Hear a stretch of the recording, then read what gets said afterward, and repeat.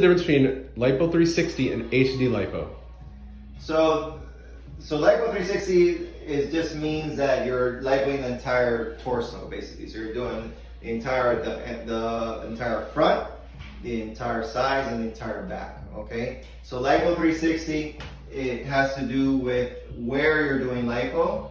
So Lipo 360, okay, describes where the lipo is being done, which is the entire trunk. Okay, this is your trunk, this whole area. Okay, all right. Now, some people also describe it as lipo. It used to be described more often before as lipo 12 areas. Not so much anymore. These areas are kind of arbitrary, but it was like 4 areas in the abdomen, 2 areas in each flank, so that makes 8, and then 4 areas in the back. That's all very similar. It's all describing as to where the lipo is being done.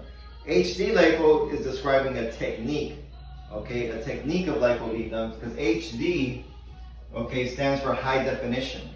Okay, high definition lipo is when you're not just kind of like evenly trying to remove the fat, but you're actually trying to accentuate certain areas, okay? And what you're trying to do is trying to bring out basically the musculature of the abdominal wall.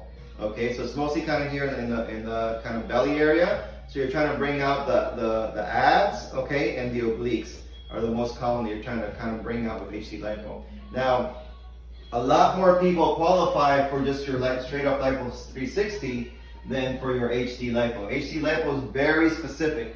Okay, you really got to narrow down your patient selection for this procedure, because in order for it to work, actually your BMI has to be on the lower side. Okay, you already have to be fairly fit. You have to have a BMI, say, 20, 21, 22, maybe up to 24 or so. But that's the only way that it's actually going to work. Once you start getting into the higher BMIs, 25 or above, it's not going to work well. And also the other key thing, it has to do with skin. So if you have poor quality skin with a lot of stretch marks, a lot of skin laxity, skin with poor elasticity, meaning it doesn't bounce back well, then you're not a candidate for HD lipo. You may be more of a candidate, say, for a tummy tuck if you have a lot of skin issues.